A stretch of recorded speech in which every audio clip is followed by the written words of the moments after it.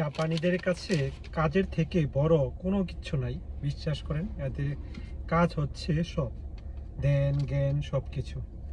এই যে কাগজটা দেখতেছেন, এটার ভিতরে একটা হয়তো চিঠি আছে আর প্লাস কিছু টাকা আছে। এটা আমার এক কলিগ, যে আমার সাথেই থাকে, সে দিছে আরেক কলিগকে দেওয়ার জন্য। আমরা মূলত যেখানে কাজ করি, যেই কলিগকে দিব, তার মা মারা গেছে গতকালকে। আজকে মূলত সবাই ছুটি কাটাচ্ছে, যাদের পানা ছুটি নাই তারাই কাজ করতেছে কেবল। আর দুই একজন কাজু বুজু তো করতেই হয়, এরা করতেছে, কারণ গোল্ডেন উইক সামনে।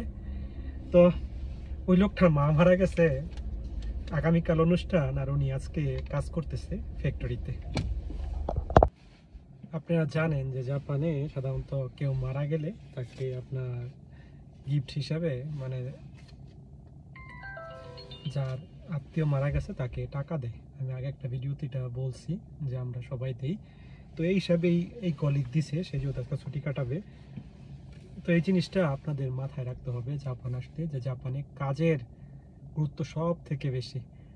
আমার বাবা মারা গেছে মতন আমি এটা উপলব্ধি করছি, যেটা আপনার খুবই কষ্টদায়ক, কিন্তু জাপানে কালচার এটা নেই।